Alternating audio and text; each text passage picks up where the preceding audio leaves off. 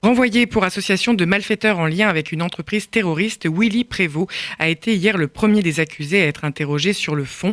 Après avoir entendu les victimes et les enquêteurs depuis un peu plus d'un mois, la Cour d'assises spéciale de Paris va en effet désormais questionner avec précision durant 3 semaines les 11 accusés présents jugés au procès des attentats donc de janvier 2015. Les auditions se poursuivent aujourd'hui avec Christophe Romel, seul accusé à comparaître libre. Laurence Goldman, bonjour. Bonjour Marika. Alors vous êtes bien sûr en direct du tribunal judiciaire de Paris, donc pour nous parler de cette journée consacrée donc à Christophe Romel qui comparaît libre. Il n'est pas jugé en effet pour des faits de terrorisme, mais juste pour association de malfaiteurs. C'est bien ça, Laurence ? Ah oui Marika, Christophe Romel a 30 ans. Il est, vous l'avez dit, le seul accusé à comparaître libre devant cette cour d'assises spéciale, car le chef d'accusation d'entreprise terroriste a été abandonné à l'issue de sa garde à vue. Il comparaît donc pour association de malfaiteurs et risque 10 ans de réclusion criminelle. D'origine antillaise, il vivait à Rissorangis, mais c'est dans la cité de la Grande Borne à Grigny qu'il a rencontré Willy Prévost, devenu son ami, son grand pote. Dès que je me levais le matin, je l'appelais, raconte-t-il. Prévost s'est présenté hier devant la cour comme l'homme de main sous influence de Koulibaly. C'est lui qui a acheté la voiture, cette Renault Scénic utilisée par le terroriste pour se rendre à l'hypercachère. C'est lui qui a acheté les armes, des gilets tactiques, des gazeurs, des couteaux et un taser. C'est lui qui a retiré le traceur de la moto dont s'est servi Koulibaly à Montrouge. Christophe Romel est à la barre. Crâne rasé, blouson beige, jean et basket. Il a accompagné son ami Prévost dans toutes ses affaires. Il reconnaît les faits, mais dit-il, il n'était au courant de rien.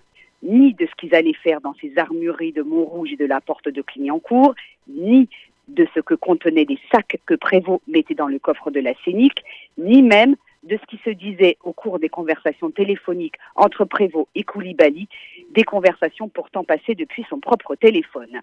Interrogé sur la relation entre Prévost et Koulibaly, Christophe Romel répond « Lui, il me disait pas vraiment ces liens qu'il avait avec lui, si c'était de l'amitié forte ou des pressions. » Le juge insiste, Romel répond « Quand ils se voyaient, pour moi c'était normal, je ne savais pas ce qui se passait derrière. » « Vous ne saviez pas ce qu'il faisait ?» demande le juge. « Ça ne me regarde pas, je ne vais pas serrer la main à Koulibaly, je ne le connais pas, je ne veux pas me mêler de leur discussion, je reste à l'écart. » Le ton est le même lorsque l'assesseur aborde le sujet de l'achat des armes. On était au centre commercial, on était 4, Willy a dit « Venez avec moi », on a dit « On y va », on est parti. Moi et la personne qui avait le permis, on est resté dans la voiture, Willy a déposé le sac dans le coffre, j'ai posé aucune question. Quand je sortais, c'était pour sortir de la ville, c'est tout. À chaque fois qu'il fallait accompagner, j'ai dit « Oui, on y va ». Dans ma tête, c'était juste « j'accompagne » quoi. J'ai su après. J'ai vu que j'ai fait beaucoup d'erreurs avec le temps. C'était « on bouge, bah, on bouge ». J'avais pas d'arrière-pensée. On n'a jamais posé de questions. « Connaissiez-vous Koulibaly ?» lui demande le juge. Romel répond « Je le connaissais de réputation. Braquage, trafic de stupes, violence.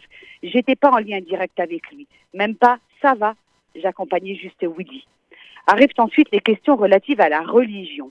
Romel est un converti qui fréquentait la mosquée de Sainte-Geneviève-des-Bois jusqu'à l'été 2014.